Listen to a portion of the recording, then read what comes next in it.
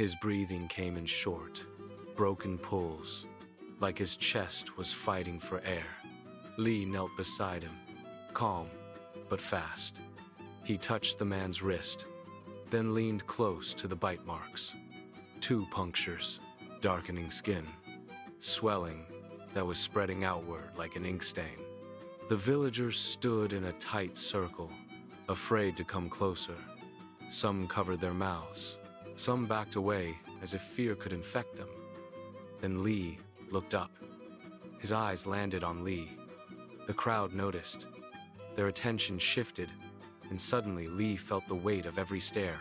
Not all of them were hopeful. Some were doubtful. Some were angry, like they were asking why a foreign boy should be their answer. Lee's throat tightened. He had trained for years. He had learned herbs and roots and discipline. He had watched Lee save people. He had helped. He had prepared mixtures. He had carried water and bandages and leaves. But this moment was different. This time, it wasn't a lesson. It was a life.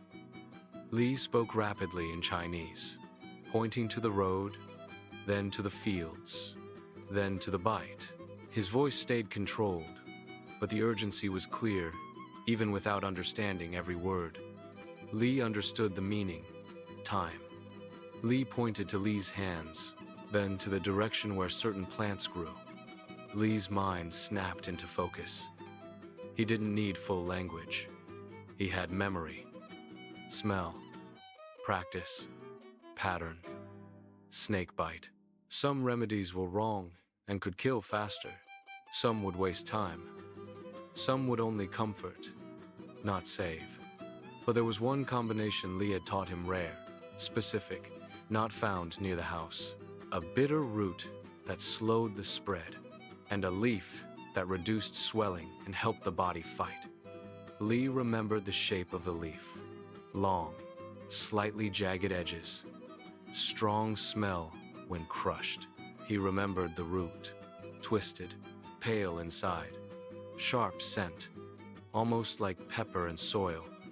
Lee pointed again toward the distant edge of the fields, where wild growth thickened. Lee nodded once. Then, he ran. His feet hit the dirt road hard. His breath tore through his chest. The village blurred behind him. He ran past rice paddies reflecting the sky, past low fences, past shrubs and stones. His eyes scanned the ground like he had trained to do, searching for signs of what he needed.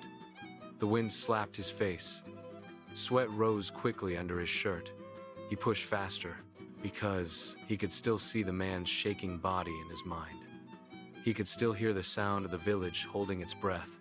Lee reached the thick, wild area near the fields. He slowed, forced himself to focus. Panic could make him grab the wrong plant. The wrong plant could kill a man. He knelt and examined leaves carefully. Too smooth, wrong. Too small, wrong. Smell not sharp enough, wrong. He moved deeper into the growth. Thorns caught his shirt and scratched his arms. He ignored it. He saw a familiar leaf shape and crushed it between his fingers. The scent hit his nose, instantly strong and bitter. Yes. Lee gathered several, careful not to tear them. He placed them in his shirt like a pouch. But the leaf alone wasn't enough. He needed the root. Lee scanned the ground, looking for the plant that carried it. Lee had taught him that roots hide their truth. The leaf above can mislead you, but the soil tells the real story. Lee looked for disturbed earth, a certain stem thickness, a certain angle in the plant's growth. He spotted one. He dug with his hands, fingers pushing through soil and stones, dirt packed under his nails. A sharp rock cut his palm. He didn't stop. Finally, his fingers touched something firm. He pulled carefully. A twisted root emerged, dirty and stubborn like it didn't want to leave. Lee smelled it. Sharp, peppery, earthy. Yes. He gathered more, quickly, but carefully. He knew the treatment needed enough strength to work. Then he ran back. His legs burned. His lungs felt too small. His heart hammered. The village came into view again. The crowd was still there, but their faces looked worse now. The man on the ground had stopped shaking. That should have been relief. But Lee saw it wasn't relief. It was weakness. The man's eyes were half closed. His skin looked damp. His breathing was thin. Lee looked up when Lee arrived. Lee dropped to his knees beside Lee and opened his shirt, revealing the leaves and roots. Lee nodded quickly, then began working with practiced speed. He crushed the leaves in a bowl, adding a small amount of water. He ground the roots, mixing them into a thick paste. His hands moved like they had done this 1,000 times, but his eyes stayed sharp, watching the man's condition. Lee spoke short instructions in Chinese, and Lee understood through gestures. Hold this, bring that, press here. Lee helped without hesitation. They applied the paste near the bite, not randomly, but with method. Lee wrapped cloth around the leg to reduce swelling without stopping blood flow. Then Lee prepared a bitter tea from the root. He held the man's head gently and tried to get him to drink. The man barely swallowed. His body was fighting. The villagers whispered. Some said it wouldn't work. Some prayed. Some looked away because they couldn't bear to watch. Lee felt something rise in his chest. Not anger, responsibility. He leaned in, supporting the man's shoulders, speaking softly even though the man might not understand him. Stay with us, Lee whispered. The man's eyelids fluttered. Minutes passed like hours. The swelling slowed. The dark color around the bite stopped spreading so quickly. The man's breathing became slightly more steady. Lee's face didn't relax. He kept watching, checking the pulse again and again, adjusting the cloth, pressing cool leaves where heat rose. Lee watched too, learning with his whole body. This was not a class. This was real. A child cried somewhere in the crowd. A woman covered her face. Then the man coughed. A deep cough, like his body was returning.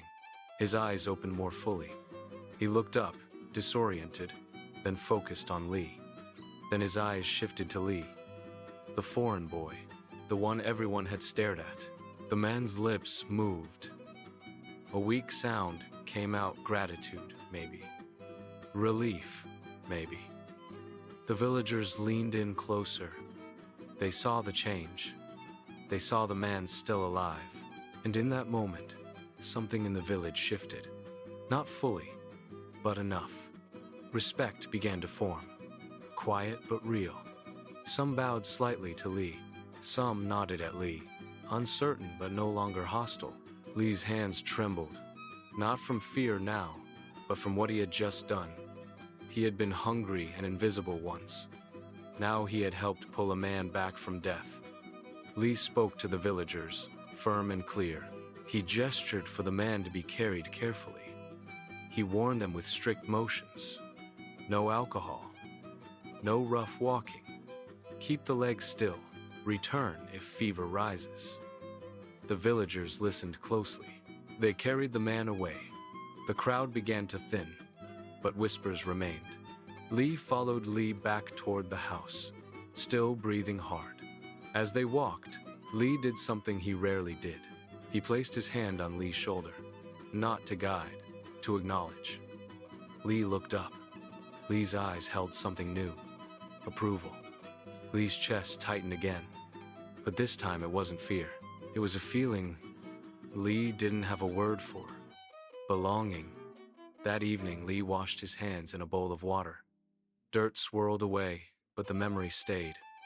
His cut palm stung, but he didn't care. Lee prepared more herbs and insisted Lee drink. Lee obeyed. The night settled. The village outside felt different now. Still cautious, still watching, but changed. Lee lay down to sleep under the small lamp. His body was tired in a new way. Not the tiredness of hunger, but the tiredness of responsibility. His eyes began to close. Then he heard frantic footsteps outside. Fast, panicked. A voice shouted in Chinese. Lee stood immediately. Lee sat up, alert. The door burst open. A woman stumbled inside, tears on her face, holding a small child in her arms. The child's body was limp, his skin pale, his lips slightly blue, his breathing weak and uneven. The woman cried out, begging in Chinese. Lee moved quickly, checking the child's pulse. Lee stepped closer, his stomach turning. The child's eyes rolled slightly. Lee's face hardened with urgency. He looked at Lee, and for the first time, Lee understood something terrifying. The village would not stop coming now, because one life saved becomes a promise, and promises attract desperation. If this story inspired you, watch the next episode, Stories. Like, comment, and subscribe.